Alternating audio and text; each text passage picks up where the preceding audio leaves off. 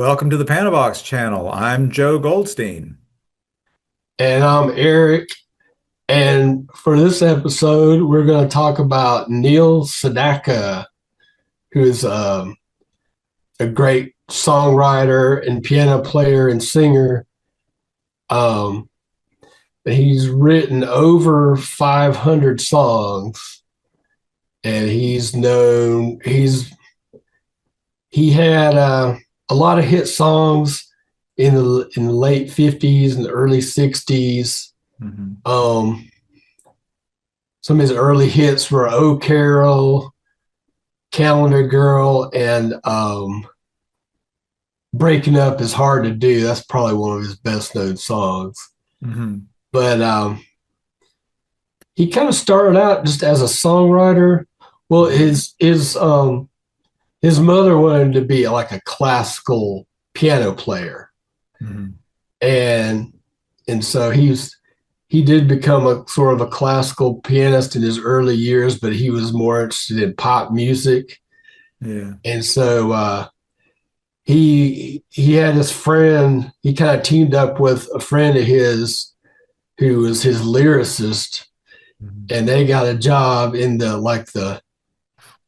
New York. They've got this building called the Brill Building, Mm-hmm. and it's real famous.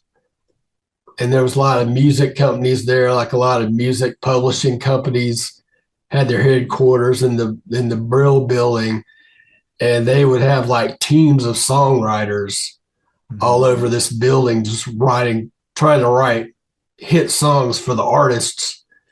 And the list of songwriters that work there is it's amazing. But Yeah. Neil Sedaka spent some time there. Neil Diamond did too. Yeah. Carole King, and there's just a bunch of others. But Neil Sedaka kind of got his start there, Mm-hmm. like as a songwriter and a piano player. And apparently, he was a good enough singer to where he was able to become like a recording artist. Mm-hmm. And so he had those early hit songs, which were kind of like, I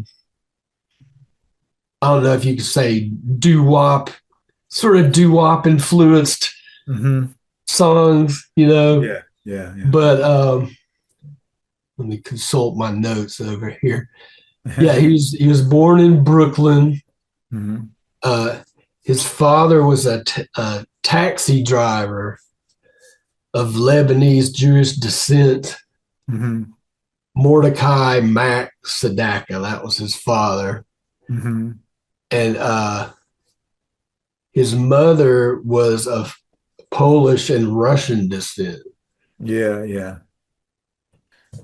But Yeah. I believe he's Jewish background then. right. Yeah. Yeah. Yeah. Mm-hmm. Yeah. And Mordecai definitely sounds like a Jewish name there. and he had a bunch of hit songs he wrote for other people, including Connie Francis. Mm-hmm. He wrote Stupid Cupid and Fallen. Mm-hmm. He wrote for Connie Francis, and I used to play Fallen in a band I was in. Yeah. In another band before that, I played Calendar Girl, which is a really great song. Yeah. Yeah. I love that song. The lyrics are so cool. But Yeah. Yeah. um, Can we talk a little bit about his a string of hits during the 1970s? Some of the oh songs. sure, yeah, I'm getting that. Okay, I'm working right. my way up. Okay, that's I'm good. working my yeah. He had some really great songs during the '70s.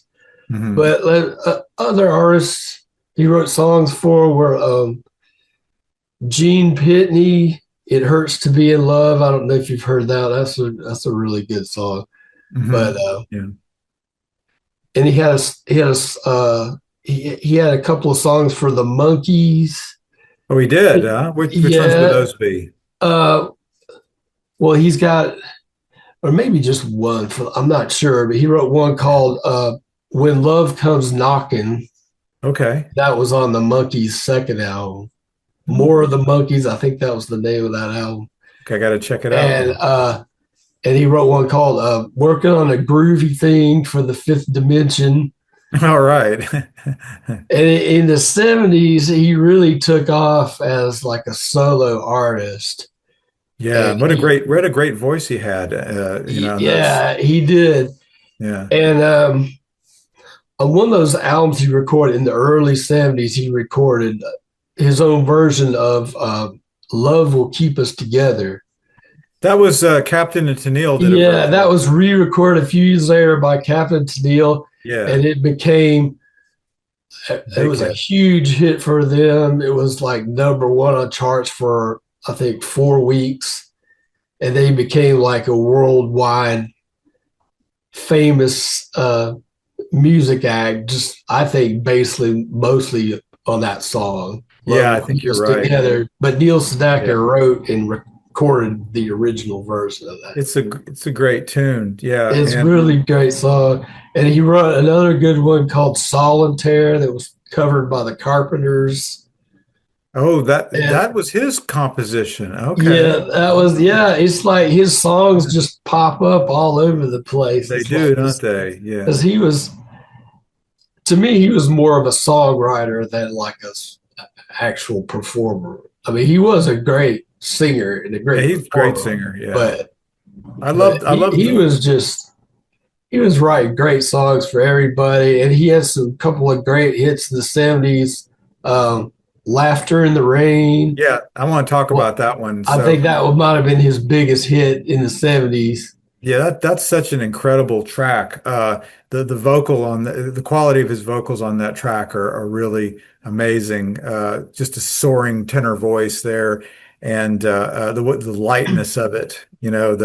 This was soundtrack of my life as a kid, and I remember really being swept off my feet by that particular song as a kid. And because I was, Mm-hmm. like in elementary school and that was playing a lot on the radio and I was like, wow, laughter in the rain. And so I'd get a crush on these girls in elementary school and when I'd see her, I'd imagine, yes, it's raining and we're out playing and we're walking home and I'm just holding her hand in the rain. Ha ha.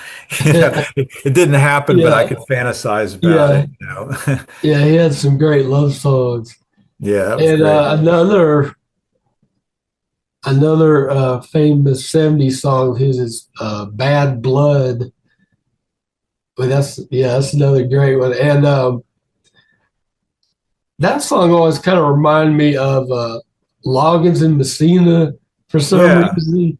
yeah, Because Loggins and Messina, they had this song called "Angry Eyes." It kind of sounds a little bit like that song, but I yeah. thought maybe that was Loggins and Messina were singing backup vocals on that, but they weren't. It's actually Elton John sings backup on that song. For real. Yeah, I'm Bad Blood.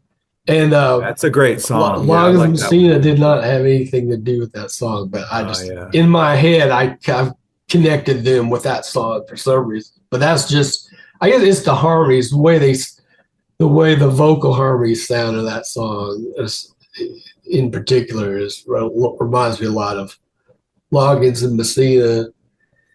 And Yeah, it's a yeah, good tune. he had some really great music all through the 70s. And there's one he did in 1972, really great song called "Don't Let It Mess Your Mind." Hmm. And everybody needs to check that song out. But Okay. he actually remade that a few years later, and it's almost like a progressive rock, the re-recorded version, Hmm. which he called "Baby Don't Let It Mess Your Mind." Oh, But okay. that version, the 1976 version, I don't think it was on any album, but it was a flip song, the B side of another song of his called "Love in the Shadows." Hmm. But the re-recorded "Baby Don't Let It Mess Your Mind" is like, it's up to me. It's up there with "Good Vibrations," because it's got this whole, just the arrangement of it is just amazing, and Yeah. it's got a little orchestral section in it, and it's it's him at his best, I think. And No, yeah. I think that he Neil, he had a daughter named Dara who became a singer, and he did a duet with her on a 1980 song called "Should Have Never Let You Go," and yeah, that got into the top 20. okay. And anyway, he had a great career, and I really respect him as a songwriter. And I just nobody ever really talks about him, Neil Sedaka, that much. So I just thought we need to do a video just to give a shout out to Neil Yeah. Sedaka. We salute you, Neil Sedaka, for your incredible soaring tenor voice, great singing voice for your catchy and compelling compositions, and for writing songs for other artists that have stood the test of time. So I think that he is kind of one of these smarter people in the music industry because he did quite well for himself, I'm sure, with so many successful hits, and yet he managed to kind of stay under the radar to, I guess he's the kind of guy that you could meet in a grocery store and it'd be okay. He's not gonna get mobbed by fans, and Yeah, he yet, won't get mod. There ought to be a couple of older people that recognize. yeah, maybe. Yeah. Yeah, and again, like I said earlier, he was the soundtrack for my childhood. A lot of great songs on the radio that meant a Yeah. lot to me when I was little and still do today. Okay, thanks so much. Talk to you later.